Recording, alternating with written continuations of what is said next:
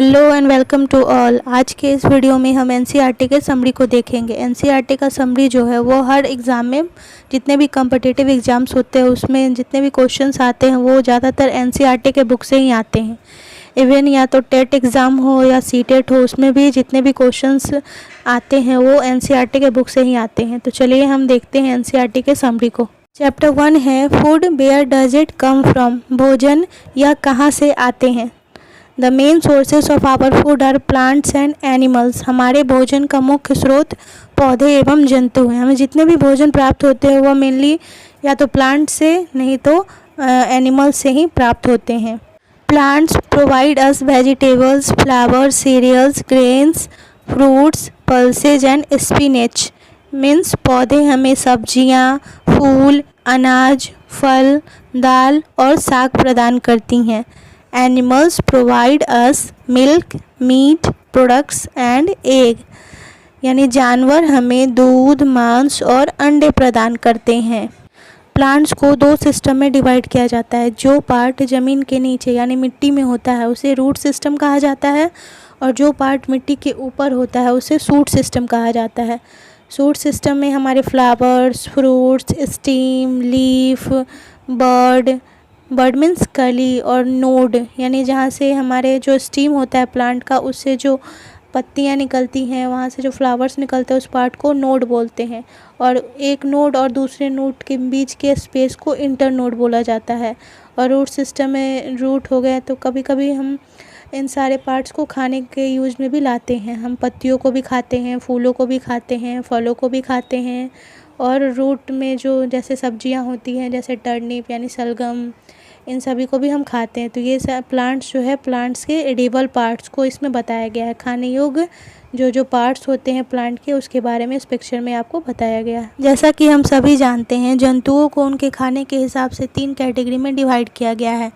First होता है herbivores, जिसको हम शाकाहारी भी कहते हैं, कार्निवोर्स जो होता है मांसाहारी, और ओमनिवोर्स जो होता है सर्वाहारी। तो सबसे पहले जानते हैं हर्बीवोर्स के बारे में।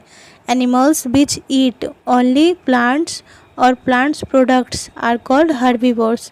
जिसमें आगे काऊ और गोट यानी वैसे जंतु जो केवल पौधों और पौधों से प्राप्त उत्पाद को खाते हैं उसे शाकाहारी जंतु कहते हैं। जैसे आप पिक्चर में भी देख रहे हैं, जेब्रा, रैबिट यानी खरगोश, काऊ, जिराफ, एलिफेंट, ये सारे जो होते हैं जो पौधों को ही खाते हैं, इसलिए इसे हर्बीवोर्स कहा जाता है। सेकंड है कार्निवोर्स। कार्निवोर्स मीन्स होता है मांसाहारी। Animals which eat other animals are called carnivores. वैसे जंतु जो अन्य जंतुओं को खाते हैं उन्हें मांसाहारी जंतु कहते हैं, जैसे लायन, टाइगर, लियोपार्ड। अब है omnivores. Animals which eat both plants and animals are called omnivores. Means वैसे जंतु जो पौधों और जानवरों दोनों को खाते हैं उन्हें हम सर्वाहारी कहते हैं। अब हम चैप्टर 2 कंपोनेंट्स ऑफ फूड यानी भोजन के घटक के बारे में जानेंगे। तो the major nutrients in our food are carbohydrates, protein, fats, vitamins and minerals. In addition food also contain dietary fibres and water. हमारे भोजन के मुख्य पोषक तत्व के नाम कार्बोहाइड्रेट, प्रोटीन, वसा, विटामिन तथा खनिज लवण है। इनके अतिरिक्त भोजन में आहारी रेशे तथा जल भी होते हैं। The main carbohydrates found in our food are in the form of starch and sugars. हमारे भोजन में पाए जाने वाले मुख्य कार्बोहाइड्रेट मंड तथा शर्करा के रूप में होते हैं। मंड यानी स्टार्च के फॉर्म में हमारे भोजन में जितने भी कार्बोहाइड्रेट पाए जाते हैं वो मेनली स्टार्च और शुगर के फॉर्म में ही होते हैं। इसलिए तो हम जब भी रोटी खाते हैं और चावल खाते हैं तो वो हमें मीठा मीठा लगता है। क्यों? क्योंकि उसमें शुगर और स्टार्च मिले होते हैं। अब हम जानते हैं किसी भी फूड में अगर स्टार्च प्रेजेंट है तो उसका पता हम कैसे लगाएंगे। After putting 2 to 3 drops of iodine solution on food item, if color turn into black or blue, it indicate that starch is present in the food item। जैसे हम कोई भी फूड आइटम लेते हैं, जो आपको इस पिक्चर में भी दिख रहा है कि इस बच्चे ने एक पोटैटो लिया है यानी आलू लिया है, तो उस खाद्य पदार्थ की सामग्री पर 2 से 3 बूंद आयोडीन सॉल्यूशन डालने के बाद अगर उस खाद्य पदार्थ का रंग नीला या काला हो जाता है तो यह मंड यानी स्टार्च के प्रेजेंट को बताता है। आपसे एग्ज़ाम में इस टाइप से भी क्वेश्चन पूछ सकता है कि आप स्टार्च का पता कैसे लगाएंगे किसी भी भोजन में। तो आप कहिएगा कि जब हम आयोडीन सॉल्यूशन लेंगे और उस जो भी फूड आइटम है उस पर अगर डालते हैं तो जैसे ही उसका कलर ब्लू या ब्लैक में हो जाएगा तो हमें पता चल जाएगा कि यह जो फूड आइटम है वो क्या है, उसमें स्टार्च प्रेजेंट है। अब हम जानते हैं कि आप किसी भी सॉल्यूशन को कैसे प्रिपेयर करेंगे, यानी किसी भी विलयन को कैसे तैयार करेंगे। A dilute solution of iodine can be prepared by adding a few drops of tincture iodine to a test tube half filled with water. यानी आयोडीन का तनु विलयन बनाने के लिए जल से आधी भरी परख नली में कुछ बूंदे टिंचर आयोडीन की मिला दीजिए, तो हमें क्या मिल जाएगा, आयोडीन का सॉल्यूशन प्राप्त हो जाता है। Copper sulphate solution can be prepared by dissolving 2 gram of copper sulphate in 100 millilitre of water. यानी कॉपर सल्फेट का विलयन बनाने के लिए 100 मिलीलीटर वाटर में 2 ग्राम कॉपर सल्फेट घोलने से कॉपर सल्फेट का सॉल्यूशन तैयार हो जाता है। 10 gram of caustic soda dissolve in 100 millilitre of water makes the required solution of caustic soda. यानी 100 मिलीलीटर जल में 10 ग्राम कास्टिक सोडा घोलने से हमें अविष्ट कास्टिक सोडा विलयन मिल जाएगा। तो इस तरह हम किसी भी सॉल्यूशन को तैयार कर सकते हैं। अब हम जानते हैं कि किसी भी फूड आइटम में प्रोटीन प्रेजेंट है, तो इसका पता हम कैसे लगाएंगे। After taking a food item in test tube in paste और पाउडर फॉर्म। यानी जब भी हम कोई फूड आइटम लेंगे तो सबसे पहले टेस्ट ट्यूब में क्या करेंगे, उस फूड आइटम को डालेंगे तो उसे पेस्ट या फिर पाउडर फॉर्म में बनाकर ही डालेंगे। तो टेस्ट ट्यूब में उस फूड आइटम को डालने के बाद उसमें 10 ड्रॉप्स ऑफ वाटर के 10 बूंद डालेंगे। Then add 2 drops of solution of copper sulphate. उसके बाद कॉपर सल्फेट के 10 ड्रॉप डालेंगे and 10 drops of caustic soda, यानी कास्टिक सोडा के फिर उसमें 10 ड्रॉप्स डालेंगे। अब उस सारे मटेरियल को अच्छे से हिला डुला लेंगे, यानी सेक कर लेंगे अच्छे से। आफ्टर फ्यू मिनट्स, कुछ मिनट बाद, if the test tube turn violet, जब टेस्ट ट्यूब जो है वो वायलेट कलर में चेंज हो जाएगा, it indicates presence of protein in the food item. तो ये इंडिकेट करता है कि ये जो फूड आइटम है उसमें प्रोटीन प्रेजेंट है। अगर वो टेस्ट ट्यूब का जो भी फूड आइटम है अगर वो वायलेट कलर में चेंज नहीं होगा तो उसमें हमें पता चलेगा कि प्रोटीन नहीं है। अगर वो वायलेट कलर में चेंज हो जाएगा तो वो प्रोटीन को बताता है। An oily patches on paper shows that the food item contains fat. किसी भी खाद्य पदार्थों को पेपर पर रखने पर उस पर पड़े तेल के निशान उसमें उपस्थित वसा को बताते हैं। जब भी हम कोई फूड आइटम को अगर पेपर पर रखते हैं तो उस पर अगर तेल लग जाता है तो ये हमें क्या बताता है कि उस फूड आइटम में वसा यानी फैट प्रेजेंट है। Fats and carbohydrates are also called energy giving foods. वसा और कार्बोहाइड्रेट युक्त भोजन को ऊर्जा देने वाला भोजन भी कहते हैं। यानी जो भी फूड हम खाते हैं अगर उसमें फ़ैट और कार्बोहाइड्रेट प्रेजेंट है तो उसे फूड को हम एनर्जी गिविंग फूड्स कहेंगे। जैसे आप एग्जांपल्स भी इसमें पिक्चर्स में आप देख सकते हो, some sources of carbohydrates and some sources of fat, जिसमें कार्बोहाइड्रेट में sweet potato, sugar cane, papaya, melon, mango, maize, rice, bajra, wheat, ये सारा पिक्चर दिखाया गया। और फैट के सोर्सेज में जैसे आलमंड्स हो गया, जो भी ऑयली फूड जिससे पीनट्स, ये सारे में फैट्स प्रेजेंट होते हैं। तो ये सारा फूड क्या कहलाता है, एनर्जी गिविंग फूड्स कहलाते हैं। Proteins and minerals are needed for the growth and repair of our body. Protein तथा खनिज लवण की आवश्यकता शरीर की वृद्धि तथा स्वस्थ रहने के लिए होती है। Proteins are often called body building food. Protein युक्त भोजन को प्रायः शरीर वर्धक भोजन कहते हैं। Vitamins help in protecting our body against disease. Vitamins हमारे शरीर की रोगों से रक्षा करने में मदद करती है। Vitamins also help in keeping our eyes, bones, teeth and gums healthy. Vitamins हमारे आँखों, हड्डियों, दांतों और हमारे मसूड़ों को स्वस्थ रखता है। Vitamin A keeps our skin and eyes healthy. Vitamin A हमारी स्किन और हमारी आँखों को स्वस्थ रखता है। आपसे एग्जाम में इस टाइप से भी क्वेश्चन पूछ सकता है कि vitamin A is present in which food items, यानी विटामिन ए किस फूड आइटम्स में प्रेजेंट होते हैं। तो आपको उनके नाम याद रखने चाहिए, जिसमें papaya, carrot, mango, milk, fish, ये सब में विटामिन ए प्रेजेंट होता है, इसलिए ये विटामिन ए के सोर्स हैं। अब हम विटामिन बी के सोर्सेज के बारे में जानते हैं, यानी विटामिन बी के क्या क्या स्रोत हैं। वीट, राइस और लिवर, ये विटामिन बी के सोर्स हैं। विटामिन बी की कमी और मेनली विटामिन B12 की कमी से हमारे बॉडी में मेगालोब्लास्टिक एनीमिया नामक बीमारी हो जाती है। इस बीमारी में हमारे बॉडी में जो बोन मैरो होता है वो लार्ज अमाउंट में, और वो भी एबनॉर्मल रेड ब्लड सेल्स को प्रोड्यूस करता है, जिसके कारण ये सही से फंक्शन नहीं कर पाते हैं। Vitamin C helps our body to fight against many disease. Vitamin C हमारे शरीर को विभिन्न प्रकार की रोगों से बचाव तथा लड़ने में मदद करता है। विटामिन सी के सोर्स हैं orange, guava, green chilli, lemon, आंवला, टोमेटो और जितने भी साइट्रस फ्रूट्स होते हैं, यानी खट्टे फल और सब्जियां होती है, वो विटामिन सी के सोर्स होते हैं। और विटामिन सी का नियमित रूप से सेवन करने से हमारे मसूड़ों में भी तकलीफ़ नहीं होती है। यह गम्स डिजीज़ को होने से रोकता है। Vitamin D helps our body to use calcium for bones and teeth. Vitamin D जो है वो हमारे शरीर की मदद करता है हमारे हड्डियों और हमारे दांतों को मजबूत करने में। विटामिन डी हमें कैल्शियम प्रोवाइड करता है। विटामिन डी का सोर्स है milk, butter, liver, egg, fish और सनलाइट भी विटामिन डी के सोर्स में ही आते हैं। Rice is a carbohydrate rich source of food, यानी कार्बोहाइड्रेट का सबसे मुख्य स्रोत है वो है राइस, चावल, जिसमें सबसे अधिक मात्रा में कार्बोहाइड्रेट पाए जाते हैं। Dietary fibres are also known as roughage.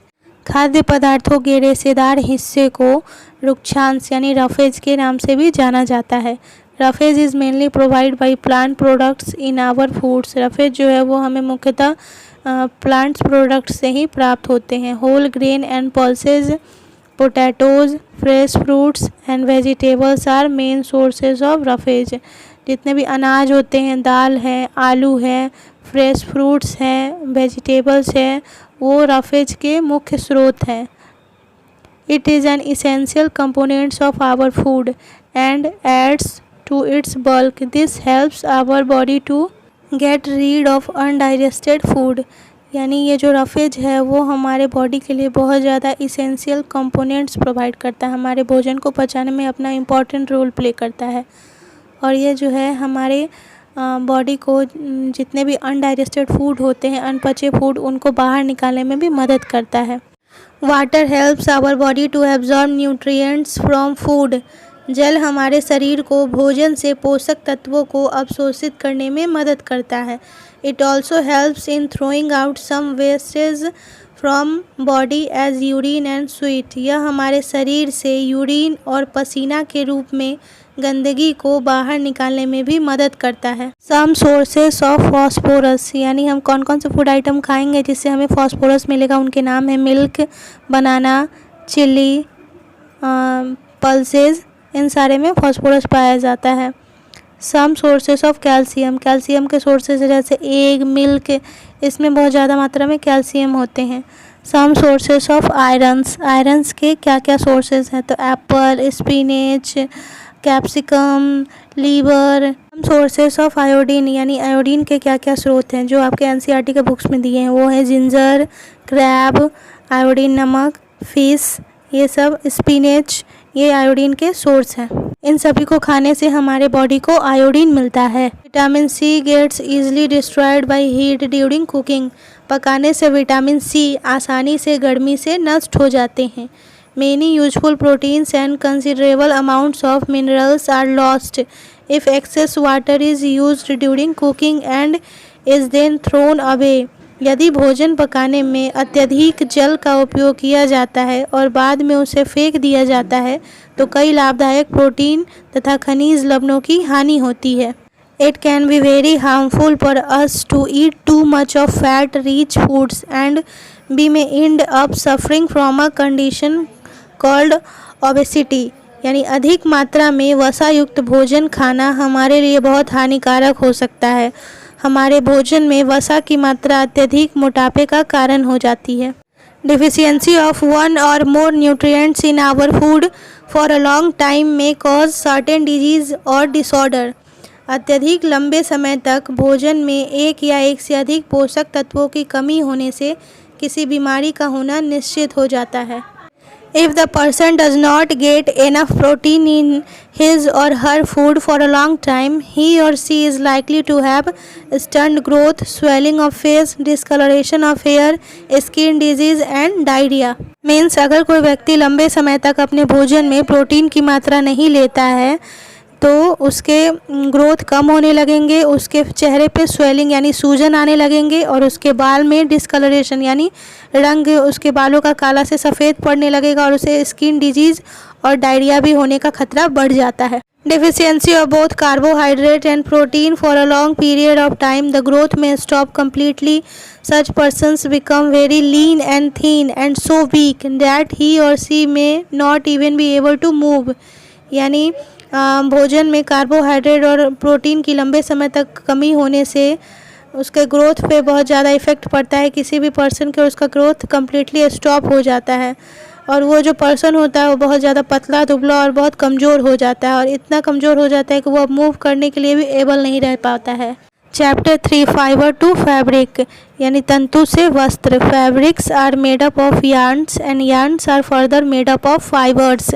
वस्त्र धागों से मिलकर बनती हैं और धागे तंतुओं यानी फाइबर से मिलकर बने होते हैं। धागे बहुत अधिक पतली लड़ियों से मिलकर बनती हैं और यही लड़ियां तंतु यानी फाइबर कहलाती हैं। The fibres of some fabrics are obtained from plants and animals, these are called natural fibres. Example cotton, jute, wool, silk. कुछ वस्त्रों के तंतु पौधों और जानवरों से प्राप्त होते हैं, ये प्राकृतिक तंतु कहलाते हैं, जैसे रुई, जूट, ऊन, रेशम। Cotton and jute fibres are obtained from plants. रुई और जूट यानी जिसको पटसन भी कहा जाता है पादप से प्राप्त होने वाले तंतु हैं। Wool and silk fibres are obtained from animals. ऊन और रेशम जानवरों से प्राप्त होने वाले तंतु यानी ऊन और रेशम के जो फाइबर्स है वो जानवरों से प्राप्त होते हैं। Cotton plants are usually grown at places having black soil and warm climate. रुई के पौधे सामान्यतः काली मिट्टी और गर्म जलवायु में उगाए जाते हैं।